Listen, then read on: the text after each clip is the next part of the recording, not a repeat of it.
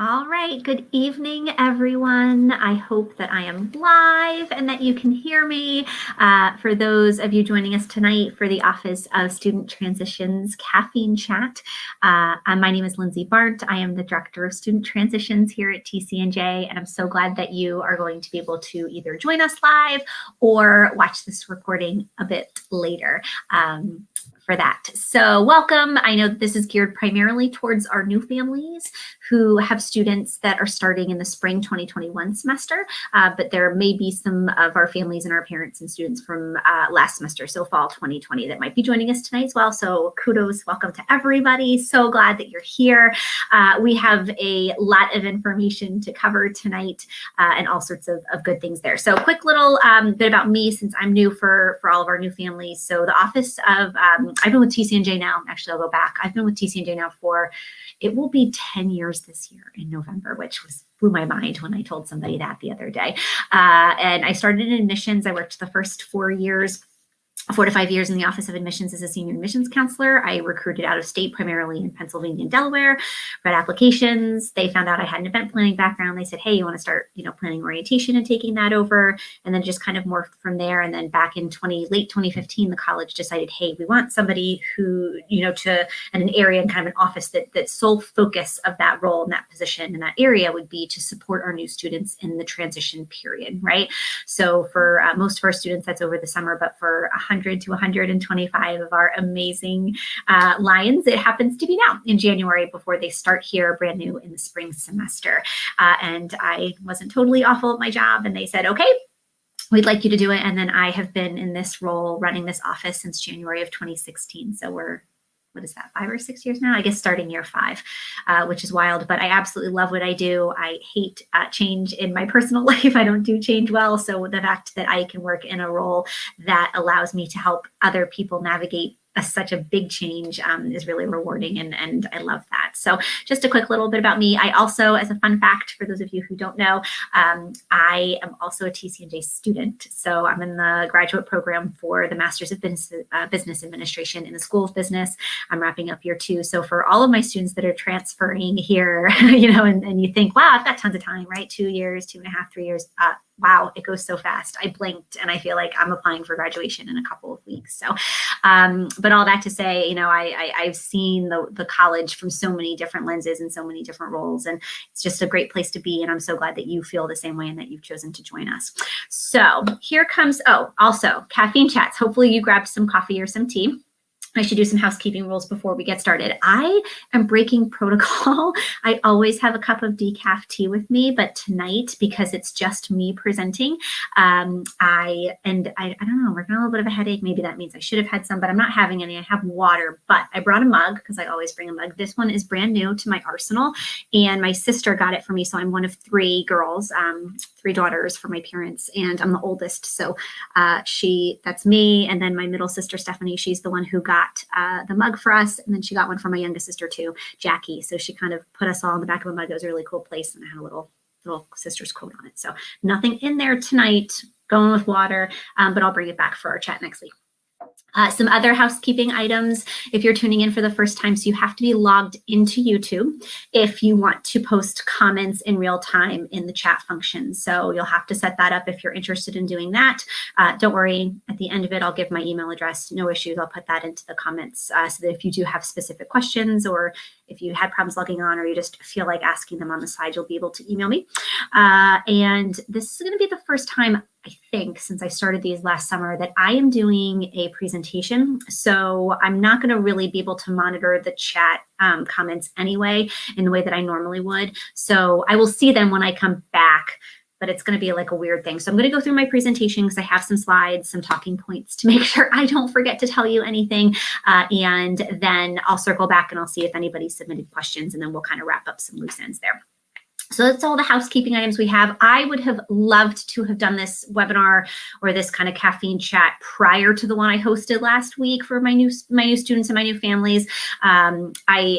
This is just much more of, I think, a better introduction and kind of laying the groundwork for what's happening now and what's going to happen in the next couple of weeks. But with the housing withdrawal deadline coming tomorrow, I knew that the very first thing we needed to do when we got back from the winter break closure was get ahead of it and to really answer all of the specific housing related questions. So if you joined us last week and you left that like even more overwhelmed, hopefully one of the things that we run through tonight, you'll feel a little bit less so. But we're not going to be covering any housing related topics. If you didn't get a chance to join us live on Wednesday night, the recordings are all on my YouTube channel. So you can go back yesterday or to the previous one, which again was a couple days ago. It was a long one. It was probably about 75 minutes, but it covered a lot of helpful information specific kind of to those students that were looking to live on campus for the spring semester. All right, now I think I'm done with housekeeping and we can kind of jump in. So bear with me just a second. We're going to see if this works. No way to tell if it does not. So we're going to go ahead and get started. Okay, great. So hopefully you're seeing my screen now, and welcome again to our spring families and for any of our fall families that are joining us as well.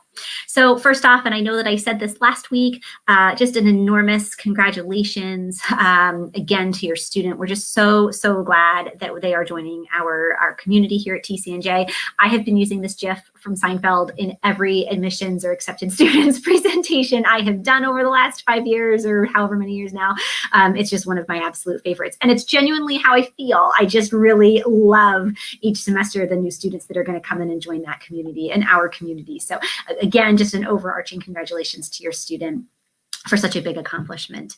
So what we're going to do tonight, lots to cover, like I mentioned. I'm going to go through a quick overview of my office, the January 2021 timeline, some important deadlines and dates coming up, talk a little bit about our orientation groups, which started this past week, and then a quick update on winter orientation, which is not really an update now, but will be by the next time we meet. And then I'm going to cover a little bit of a brief overview for the Office of Records and Registration, who do so much on campus, but really kind of want to walk you through some things that are happening for your student right now. And then obviously welcome to the students too, if you're joining us tonight. And then lastly, just to cover a little bit of academic support services. So tutoring, our Center for Student Success and how that differs from our tutoring center, and then our Accessibility Resource Center. Before we start any of that, your student, I really cannot drive this home enough. So your student's Tcnj email is the college's official communication method. They need to be checking this every single day. I know about, I would say 80 to 85% of the emails that they're getting, just because I'm copied on them or I'm aware of offices that are sending them, but I don't know everything. And most offices across campus are not emailing them to both locations, like to their Tcnj email and to the personal one that they used on their application. I am doing that, but most of our offices across campus are not, and in particular our academic offices are not. So they really need to get into the habit of checking this every day. I guarantee you that the students that are going to be panicked and behind and super stressed out in 2 weeks are the ones that did not do this. It is very easy to do. If you go to just type in today.tcnj.edu, right at the top of the screen, once it populates, are all of the icons that get you to all the various platforms and places for a Tcnj student to navigate. And the very first one, left-hand top row, is Google Apps, and that's where they're going to go to check their email. They need their username and their password, and they really just need to get into the habit, again, of doing that every day. I don't want them to miss stuff, and because January is such a short timeline to begin with, it's really vital that they get into the habit of doing that.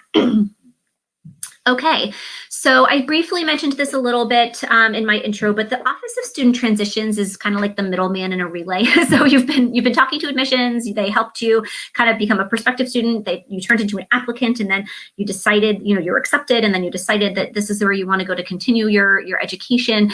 And then they're kind of like, okay, Lynn's off to you. So they hand the baton to me, and my office is responsible for this transition period. And then I kind of pass you off at the end to the rest of campus and all the amazing colleagues that I get to work with that are going to help support your student and get them out of here. And whether it's, again, 2 to 3 years for my transfer students, or we have a good number of first-year students, true first-year students starting this spring, for the 3.5 or 4 years for you. So The Office of Student Transitions is responsible for marketing and communications. We run all of the orientation programs, either online or in person, or in some cases, as in last year, virtual. And I oversee the 75 of the most unbelievable, amazing student leaders on campus in the orientation leader and Griffin roles. And I'm going to talk about them in a minute as well. It's a very, very quick overview of what, essentially the Student Transitions Office does here.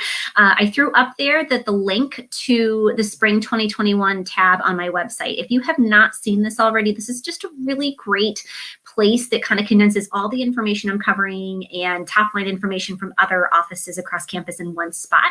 So I wanted to link you there so that you could take a look at the timeline. And then I want to highlight a couple key things that are on that. So the first and probably one of the most important is that January 15 deadline for your health forms. So every student, whether you are living on campus residentially or if you are commuting to campus, or really, I guess, if you're home and we're doing all of your classes remotely, you are going to have to submit health forms, and those are due on the 15th.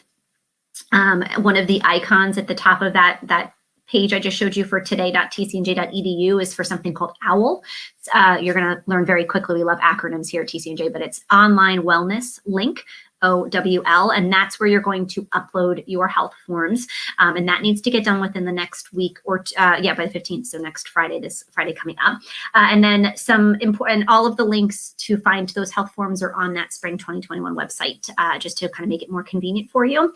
Additionally, so if you are living on campus this spring, so residential students, we covered this a bit in our caffeine chat last week, but there is going to be, you are going to have to take a COVID test within 7 days of moving onto campus, and you will have to have proof that you've gotten a flu shot at some point after July 1st of 2020. So those are just additional requirements to be aware of. And then all students, so regardless if you are living on campus or you are a commuter who's coming to campus to take a class or to study, hang out in the library, what have you, all of them are going to have to, all of you will have to take weekly COVID tests starting the week of February 1st. I do not have any major details other than that at this point, but I know that the health services team is putting together an update with an email to all of the students with lots of answers to probably questions that you have regarding the weekly COVID testing. So just some quick notes on that, but if you haven't gotten a head start on that, on the health forms, that's something that you're going to want to make sure. And especially for my transfer students, the requirements that you had at your previous institution may be very different than the ones that, most of them are hopefully the same, but if there's a discrepancy and we ask for something that maybe your previous institution didn't ask for, well, we want to make sure that you're set to go. So make sure that you take some time to review those coming up here in the next day or two. And the other thing I wanted to highlight was the ID photo upload. This was kind of brand new. We finalized it a couple of days ago. Every student has a TCNJ ID card that gets them into buildings, residence halls, academic buildings, some printing services off of that, eating on campus. You're kind of parking, right? So getting into parking lots. So you need it. But it's obviously been a challenge with COVID-19 how we're getting those distributed, because typically we do that at orientation and we haven't had any large scale programming of that nature. So residential students, this is really, really, really important. We want you to get your photo uploaded by Tuesday, which I know is in 2 days. I emailed you last week. But if you're living on campus, you really want to try to get that photo in ASAP so that we can approve it and then get your card printed. Because if you can do it by Tuesday, you'll be able to pick it up when you come to campus to move or for your drop and go move in time slot. And ideally, we would like to give it to you then. So residential, the priority, get it in by Tuesday. And then our commuter students, I would just say ASAP, but we're still kind of figuring out what the pickup is going to be for that. The Office of Student Accounts is on some modified hours for the spring semester. We're just going to figure out the best way for you to get that as well. So more to come from student accounts on that, but just wanted to do a plug for the ID photo upload. All of the requirements are listed on there on my website. Again, at the top of the page is the link and all sorts of good things there. Really important. Just remember, you need a white background and no selfies and no wearing sunglasses. Those are the big things. And you'd be surprised how many people still submit a photo with that. So again, that link is just going to be really helpful to kind of keep you on track with some of those deadlines. Those were the larger ones, the bigger ones that we kind of needed to cover now. Moving on to the orientation groups. So essentially, it's just such an interesting scenario on how we're doing things, but on how we've had forced to do things thanks to COVID. One of the things that came out of last summer that I was really excited about was this opportunity to create orientation groups earlier than when they come on campus, right? And essentially what happened is that we broke up at the time, all of the first year and the transfer students over the summer, they were split up randomly. But what we did for the orientation groups in January was that if they were an incoming transfer student, the students were placed in groups based on either their academic school or their major of study, program of study. And for the first year students, because we had a really nice group of about 23 or 24, we put you all together into one. So all sorts of different majors represented there. But we split all of the incoming spring 2021 students into orientation groups, and you were assigned a student leader on my staff. So either an orientation leader, in the case for my first year students, they work primarily together. And in the case of my transfer students, you were assigned a Griffin. So Griffins are a fancy word of just saying they're transfer students, like major specific mentors. So all of the Griffins on my staff have transferred to Tcnj, right? They did it most of them within the last year. So they were brand new, kind of like fall 2019, great timing for them. And I have one or two on my staff who were a bit older. So these are students that transferred to Tcnj. They have been in your shoes. They know exactly what it's like to, just be shifting gears and learning new lingo and institution and all the kind of changes that come with going from your previous institution to starting a new chapter at Tcnj. And they're just such an invaluable resource. So what's essentially happening now is that every week they are doing meetups online. So it's on Zoom. They're doing some fun kind of getting to know you activities. Don't freak out. They're, yes, technically icebreakers, but they're not bad, I promise, just one or two. But each week they're covering really important information and helpful tidbits and facts and things to kind of help the students feel better prepared for starting at Tcnj in the spring semester. So I know some groups have already started. You should have gotten an introductory email from your Griffin. If obviously you have any issues and you didn't get it for whatever reason, when I, at the end of this presentation, throw out my general email, you can shoot me an email and we'll see what's going on there. But I know that they've already held their kind of week 1 sessions, and they're going to be doing this every week for the next couple of weeks. I think it's a total of 4. Are they mandatory? No.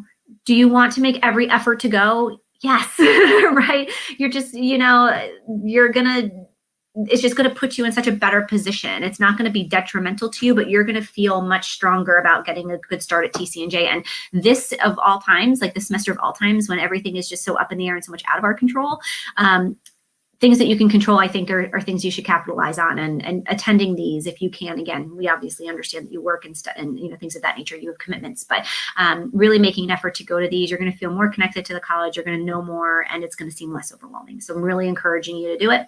And then obviously, just reach out if you have any questions or concerns, but they're really excited to get to meet you too. So that's a little bit about what we're doing for the students. And then a lot of the information that we're giving to the students is why I'm doing these caffeine chats on the other side with the parents and the families. So I know a lot of students will typically sit with their parent to watch or watch it separately, but it's just to kind of cover both of our bases and make sure that we're sharing as much information as possible. Lastly, winter orientation, I just want to make a note about that. We're still deciding on the format, whether we're going to do an all virtual, which will just be kind of a couple of limited sessions, versus a hybrid where we may have a couple of in-person activities, social distance and all that good stuff, excuse me.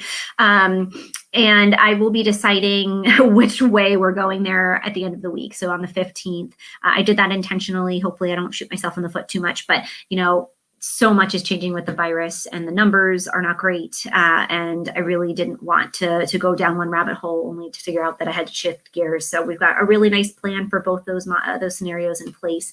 And then we're just going to make a decision here at the end of the week with how we're going to move forward with that. So more information next week, the week of January 18th, will be coming out to your student. And then we can cover that as well. I'll have an update when we do our next chat on the 20th.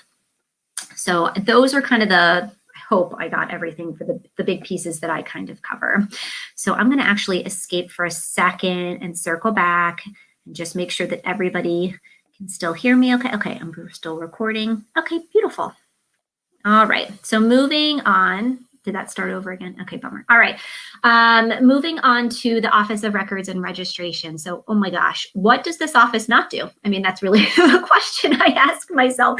They are located in Green Hall, which is this beautiful building on my slide, smack dab in the middle on the first floor. You cannot miss them. We have student accounts at one end of the hall, financial aid at the other end of the hall, and then right in the middle is records and registration. So the amount of, they really can, students students can have a one-stop shop to get in there and get all sorts of different questions answered on that floor. But the Office of Records and Registration is really, I think about like a clock turning. It's just the motor that kind of keeps everything going. So our online record system, our academic calendar, our AP and transfer credit process, evaluation process, final exam schedules, transcripts, graduation, major and minor declarations and changes, everything that you could imagine kind of relating to all of those topics and really kind of the student record that your student's going to have at TCNJ. That kind of portfolio and that transcript is all going to fall under this office. They're amazing,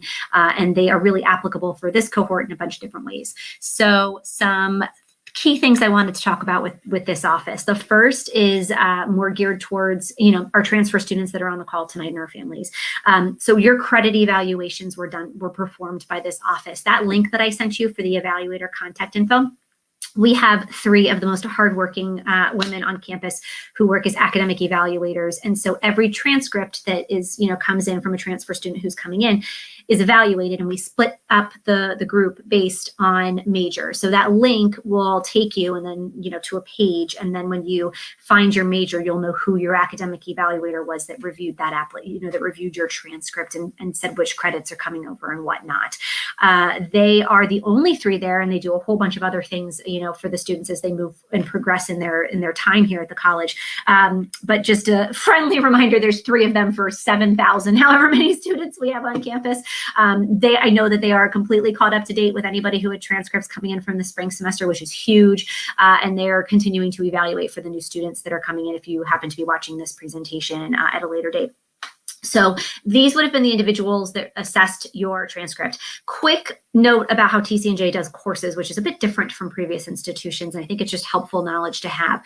So every course at TCNJ is 4 credits here at the college, regardless of whether or not they have a lab component. So we are on a 1 course unit at TCNJ equals 4 credits. So the simplest example I can give, if you're looking at your credit evaluation and you think that it looks weird, let's say that you took an intro to sociology and anthropology course or something at your previous institution, and it was a 3 credit class. It didn't have a lab, and at most other institutions, it's going to be a 3 credit class because of that. When you had that credit transferred to TCNJ, it came in as 0.75 course units because you brought in 3 credits, but every class at TCNJ is 4 course units. So if you see that on your transcript in PAWS, which is your online record system, that's going to be why you may be looking at it and thinking, well, why is it not a 1-to-1 ratio? Well, that's why. So 0.75 units came over if you took a 3 credit course at your previous institution, and then obviously if you took a 4 credit course, that would have come over as 1. Not to panic. There are always people who are like, well, then I'm short X or short Y. We have a handful, not crazy amounts, but definite pockets and handfuls of 0.25 and 0.5 credit courses at the college. And those are really helpful to catch up some transfer students or some students that are kind of maybe a little bit short when they're kind of looking at the overall picture for graduating. We have some of these quarter semester, half semester classes that will allow some wiggle room. And obviously that gets more into the advising piece and whatnot that I'll talk about in a minute. But just kind of a heads up as to how we operate here with the course unit. So if you have any questions as a student about how your credits transferred and over the way that they did, that advising resources link will get you to the team, and then you can direct your email or question to the appropriate person who took a look at that, who took a look at your previous old transcript. All right, placement testing in the Transfer Ebook. If you haven't done this yet, or if your student, I should say, hasn't done this yet, this is really helpful. So that transferreg.tcnj.edu is a website that is built entirely for you. And there's 2 e-booklets in there. The first is a placement testing ebook, and that actually applies for transfer students as well as first-year students. You'll want to pop in. It's so user-friendly and very easy to go through. You just, on page, I think 8 or 9 is the list of all the majors at the college. You take a look at whether you needed, calculus or a second language, and you go from there. And then there's criteria for the writing as well. So just make sure that you're taking a look at that in case you do have to take some placement testing prior to the start of the semester.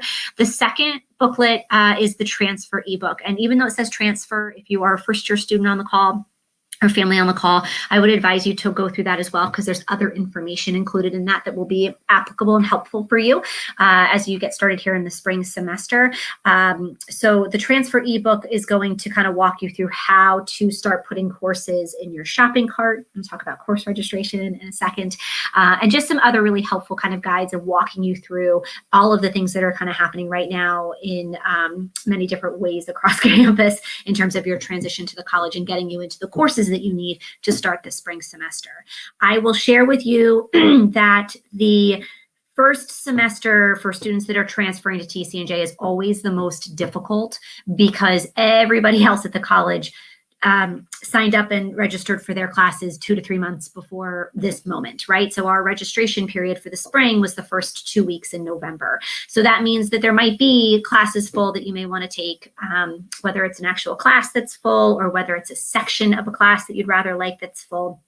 So it does sometimes get a bit difficult in terms of kind of squeezing you into spots. That being said, starting from this semester onward, it will get easier because you're going to register for your fall classes at the same time as every other student who has the same number of credits as you. So it works out to where you're going to have a little bit more flexibility to craft a schedule. It's typically that first semester here that's the tightest, and it's the most difficult in terms of maybe getting you the preferences that you want, but don't let that discourage you. And then obviously, if your academic department says that you need to have a course to kind of get moving here, they have the ability to override or to figure out what they're going to do in order to accommodate that so that we can get you out of here on time, right? End goal. So the Transfer Ebook, really, really helpful tool. Just make sure you kind of go and take an overlook on that, an overview of that, and then get started to get you started on from an academic perspective. And obviously the records and registration puts those booklets together, and it's incredibly helpful for our students. So moving on to course registration, that has been an interesting thing happening this semester that's a little bit atypical at this time frame. So all of our course registration this year, typically what happens is that you do it on the first day of orientation, which is at the very end of the month. And then, some departments are communicating with you prior, but really that's the day, right? You come in, you're meeting other students in your department, and you're finalizing your schedule with somebody, usually a department chair or somebody, a program assistant in your department. There were a couple of reasons why we said we shouldn't really do that this year. And as such, we've decided to decentralize. So what's happening this semester, for all of our students starting in the spring, is that you will be contacted by your academic department specifically. This is why when I started off the presentation by saying you need to check your email, I have no idea which department is emailing their students on which date. Several of them probably already got started. There could certainly be a couple who didn't start this week and will start next week, right? Whatever the reason may be, I don't want your student missing that email that says, hey, let's have a conversation about what your spring schedule is going to look like. It's all being done individually and by the department. And because of that, they really need to be on top of their email to make sure that they don't miss anything. And again, if your student already heard from their department, great, but if they didn't, don't panic. One of the reasons that we wanted to move to this model for this year in particular is because as state employees last year with everything that was going on, we were required to take furlough days, and some of the academic departments had to or chose to do some of those furlough days in January. So because staffing concerns and wanting to provide the best customer service to you and your student, we really wanted to let them manage this process versus forcing everybody to do it arbitrarily on a day. So make sure, so if you haven't heard from them, that's not necessarily a bad thing at all, right? You could hear from them next week. Don't panic about that. But again, just really stressing that point about making sure you're checking your email. Another quick note about advisors, because I got a handful of questions from students about this and I forgot to give everybody a heads up. Your student's advisor, we're faculty-based, which means that there's no central advising office at the college. Every student has a faculty advisor, of a faculty member who's in their department, and that person is going to help them navigate all of the fun things that amazing advisors get to do for the students. So we don't assign advisors until the very start of the semester. So when they go into pause and they kind of log into their online student record, that field is going to be blank, right? And again, every once in a while, maybe it's in there, maybe it is filled, so don't hold me to that. But most of the time, it's typically the first week of the semester that the departments are finalizing the faculty advisement pieces. So don't panic. You're going to hear from the department. You're just probably going to hear from the chair, or you're going to hear from a program assistant.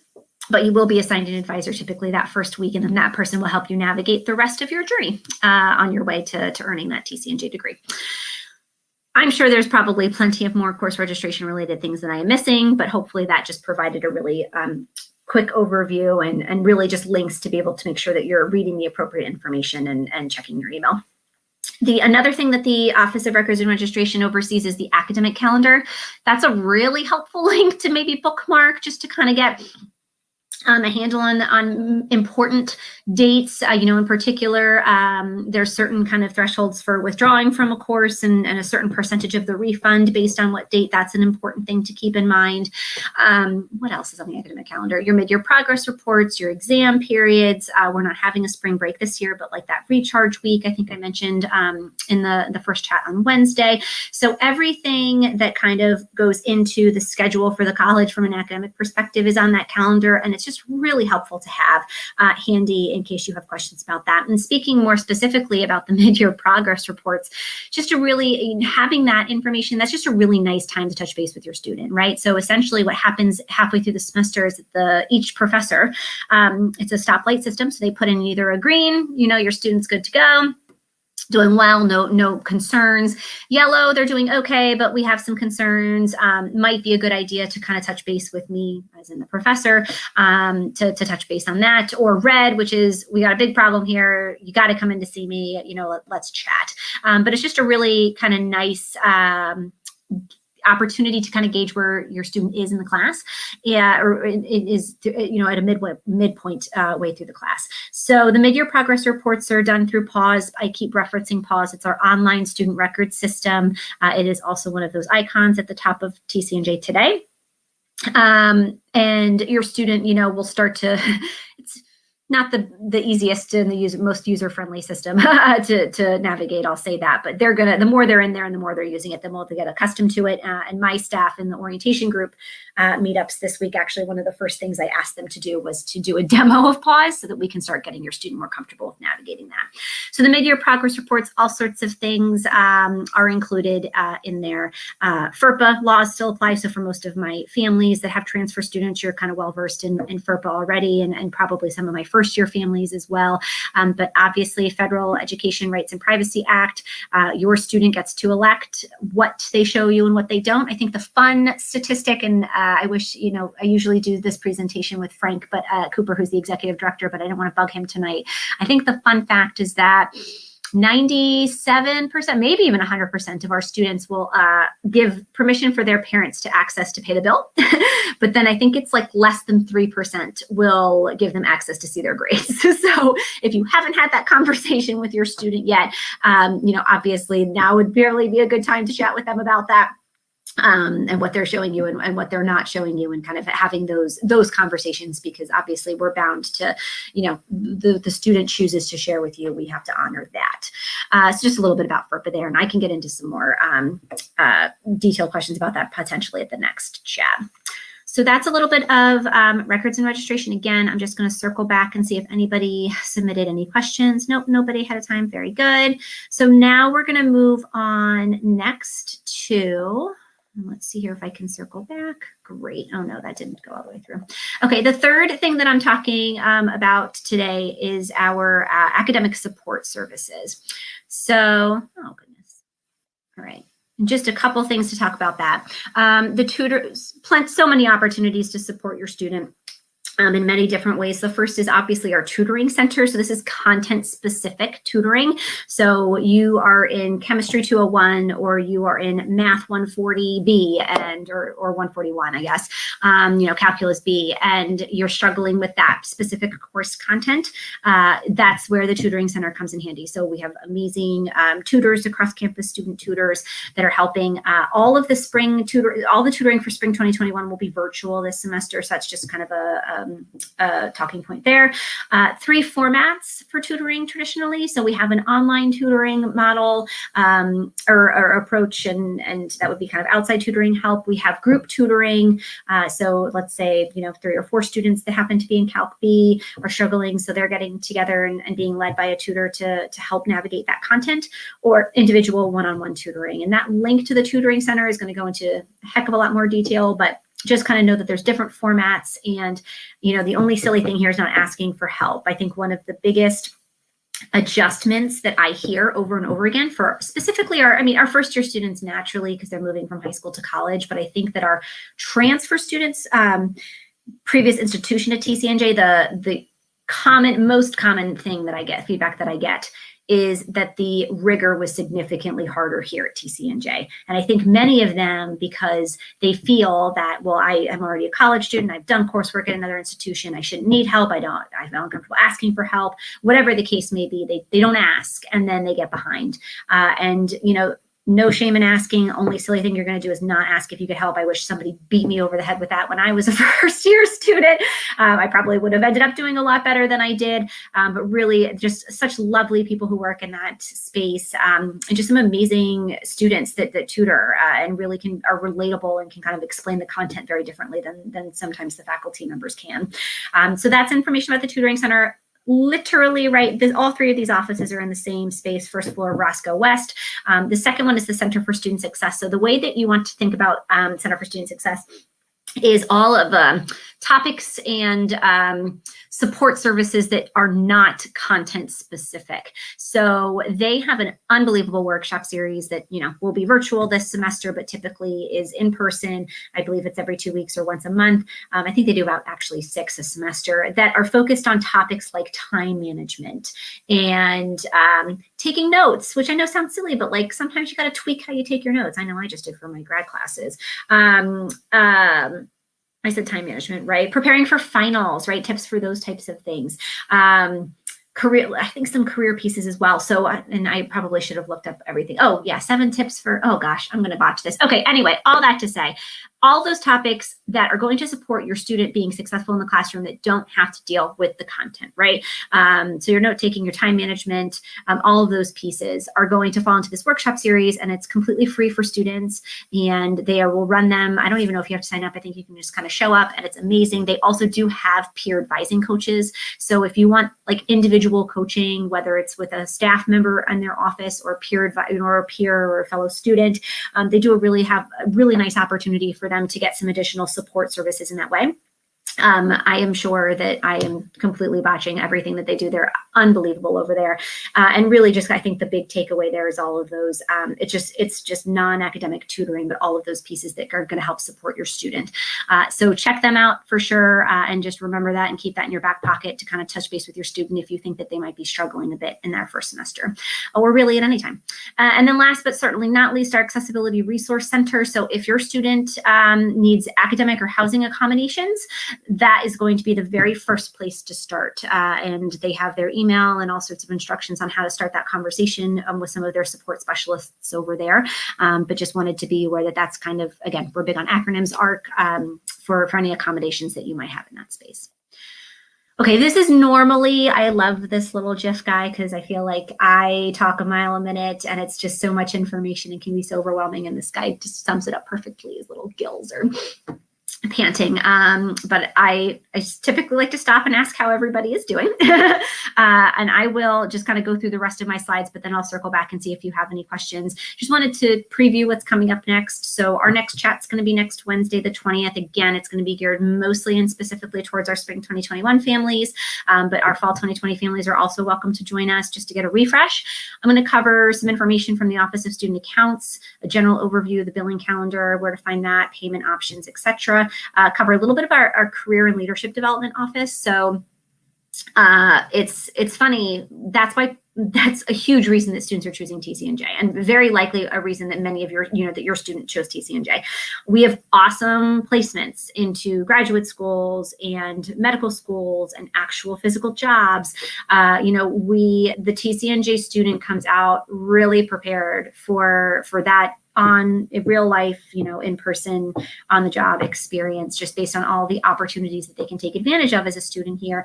And people are choosing us because of those outcomes. So the support services that area provides our students are tremendous. And I think a lot of times our new students coming in particular transfer students, whether they feel behind or whether they're like, I have time, you want to make it a point to get in to see the career and leadership development folks at some point during your first 8 weeks of the semester, or at least in your first semester at Tcnj. So we're going to talk a little bit about how to do that and why it's so important, and just some job opportunities, job fairs, those types of things. I know that they've probably had to do some changes, modifications with COVID for the spring semester, but I want to chat about that. And then health and wellness, that oversees and encompasses a heck of a lot of people on this campus who honestly are some of the most empathetic, just amazing human beings who get up every day and come to work, and their sole job is just to help our students, right? Whether that is student health services and our nurse practitioners on campus versus our mental health service counselors, and they do, individual counseling and group counseling and workshops and all that.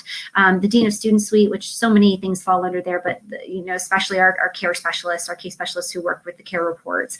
And then I mentioned this earlier, we have a host of little acronyms on that last line to cover: anti-violence initiatives, our alcohol drug education program, religious, spiritual life, recreation. Your students' health and wellness at Tcnj is not, strictly physical. It's all those kind of pieces to that pie that come together: the physical, the mental, the emotional, the intellectual, the financial. That all kind of comes at the end of the day to where we can support your student to be, the most successful at Tcnj that they can. So I want to cover a couple of those areas and support services for your student as well. So that's kind of next week. And this was just a very quick how to find me. Again, that's my website. I will put my email in the chat for anybody who wants to shoot me a specific email. It's just me, so in this office, and so I really only have time to be on Instagram. I can be on one social media platform. So for now, we're choosing Instagram. Although I think my students would love if we got on TikTok, but that's not happening. And so then you can follow us there for content and other things of that nature. So I am going to stop sharing. I know it was a smaller group today. Okay, I'm back. So I don't see any questions normally. If I have got a couple hundred people on here, they're all chatting. But I will put in again my email, just studenttransitions@tcnj.edu. So that if you do have any specific questions after this, or if you didn't join us live and you're watching this later, you can kind of circle back for that piece. But again, all of those resources, actually also, I think that might be helpful. I will put up the slides on the Spring website. And let me see if I can just grab my Spring website for you again one more time. And I'll throw that in there because I will put the links on there. I think that would be probably pretty helpful for you all to have. So this is the main site for Spring 2021. Okay, perfect. That went through. All right, I'll kind of hang out for another minute or two in case you have questions. That went faster than I thought it was going to, which usually doesn't happen, so I'll take that. And I just want to say thank you so much for joining me tonight. I know my heart goes out to you because it's just such a short period of time and it just moves so quickly and there's so much to cover. Just know that you're not alone. You have me and you have so many other people on campus who are willing to answer your questions and get you caught up to speed. But we are just so thrilled that your students joining us. This semester is going to look a bit different. I'm just maybe not overly optimistic. I'm just choosing to stand in the light of, I know that it's going to get a little bit worse here before it gets better, but it is going to get better. And just all to come from there. Oh, good. We do have a question. Awesome. Okay. Will classes be virtual only or hybrid? Yes. Okay. So fun thing about what happened there. And this came from the state. This was Governor Murphy's decision, not specifically ours. Basically, last summer, he said, okay, for the academic year, I'm assuming it was spring too, obviously spring in addition to fall, he said the faculty members will get to choose. They get to choose whether or not they want to host their class in person or whether they want to do it remotely for this semester. And so they get that choice, but our students also get that choice, right? So your student 100% has the choice, regardless of how their class is listed. They can either take that class entirely online and remote, or they can come to campus and take the class if it is offered as a flex option. So when your student gets their schedule, right? So some people may have their schedules now, others it's going to be within the next couple of weeks. It will have a designation in the course. This is instruction mode, I believe is what it's called. And it will say either flex or remote. So if it's remote, there is no option to come to campus. If it says flex, the student will have an option to come to campus if they want to. If they don't want to, the class, all our IT department or MTSS folks spent all of the fall getting this ready. They're going to be able to still watch the class live and in person just from home. So the faculty members had a choice and the students had a choice. I assume hybrid since they're residential students. Yeah, so some residential students are moving on campus. We have limited decreased numbers, right? So every room on campus is a single in essence. So decreased number of people on campus, but I believe the last time we checked, it was a total, not just first year students, but total of somewhere, I think between 14 and 1,500, somewhere in there. Some of those students have flex or hybrid classes. Some students are moving on campus and they have all remote classes. So it just kind of depends on where the student wanted to do their education for the spring semester, but I've heard both. And that was a pretty common thing. You mentioned commuters. Are students expected to come to campus for office? Yeah, so hopefully that answered your question. So commuters, every student has the choice, but if your student's a commuter and they have a hybrid or a flex class and they do want to come to campus, they're more than welcome to do so. That, just to reiterate, so A, they're going to get some information about parking because that will be something that we'll need to flush out, getting them here and, having the ID card so that they can get onto campus and those types of pieces. But they're certainly welcome to do that even if they're commuting. They will also have to do that, the weekly COVID test. So regardless of whether you're living on campus, if you're coming to campus, you're still going to need that test, and that's where Health Services is going to send out some more information. So I hope that helped for you. Oh, good. Great. Okay, Carol, thanks.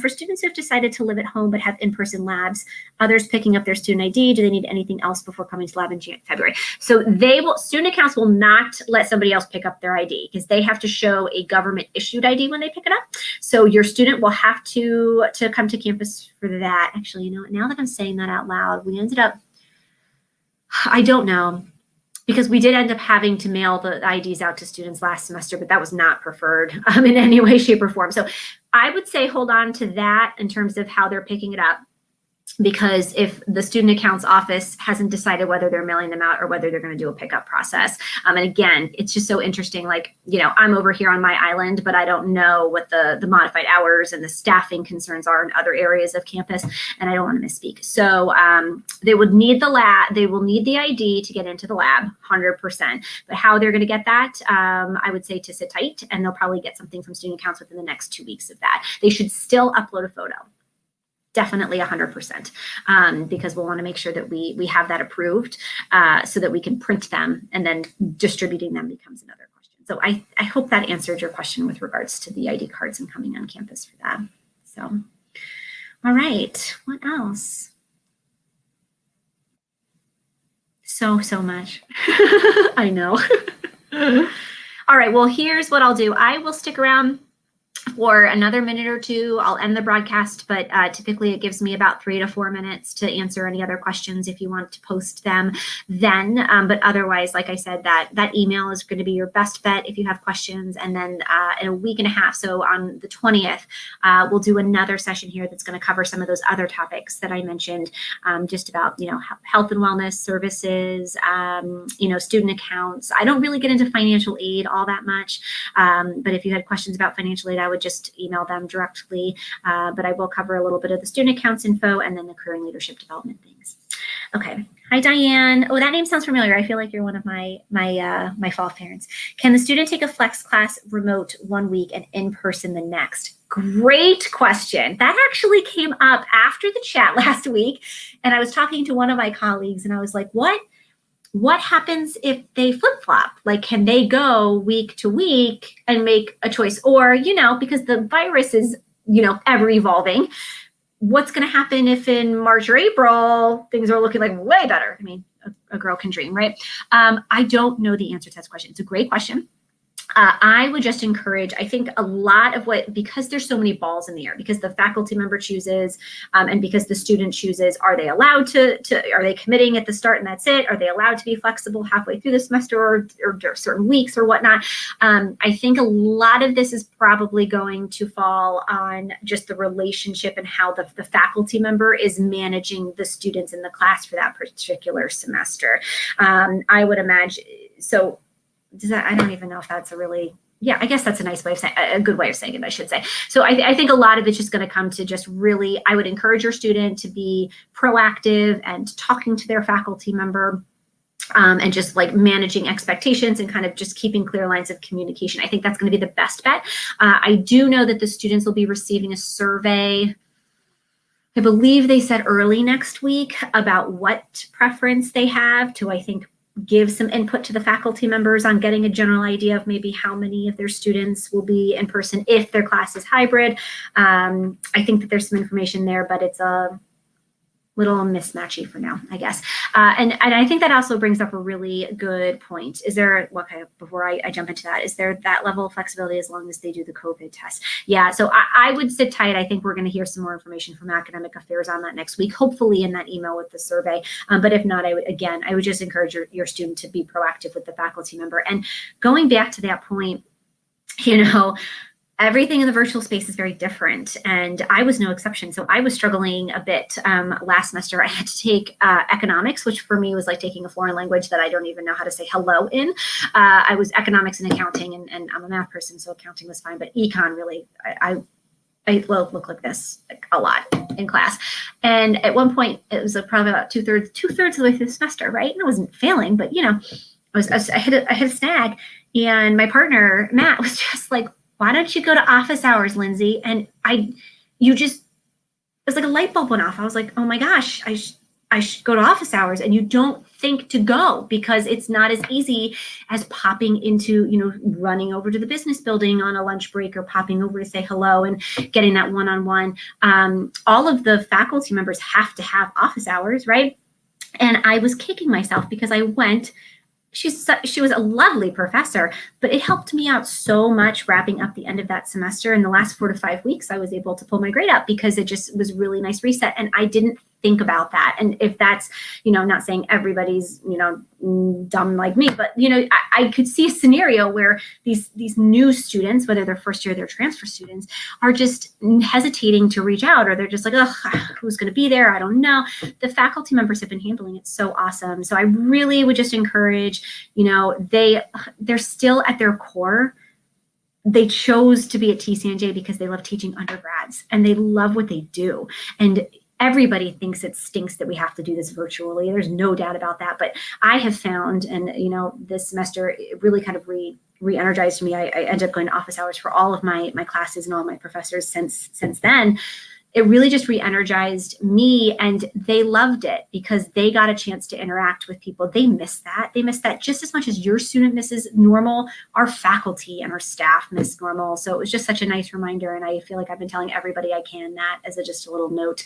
They choose to teach at TCNJ because of the undergrads, and they love their students. So go to the office hours if you're struggling, and in that case, again, because there's so much up in the air with this hybrid and flex and whatnot, I imagine that the faculty are going to be very proactive in getting an idea of who's coming for some of these hybrid courses, but just have your student, just be honest and be in touch with their faculty member. You can't really, well, I guess you could over communicate, but in some ways you can't, over communicate. So I'll just wrap up, I guess, with that. You're welcome, Diane. I hope that helped answer your question there. So, all right. Every time I say, okay, I'm going to wrap up, somebody else has a good question. So it's just me, and I can't see you. So it feels awkward if I just sit here and don't say anything. But I'll sit tight for another minute or two for the group that's hanging on. And if you're watching this recording afterwards, obviously, again, feel free to email or shoot the questions over to studenttransitions@tcnj.edu. Otherwise, I will wrap up. I hope you have a great night. Thank you so much for joining me live.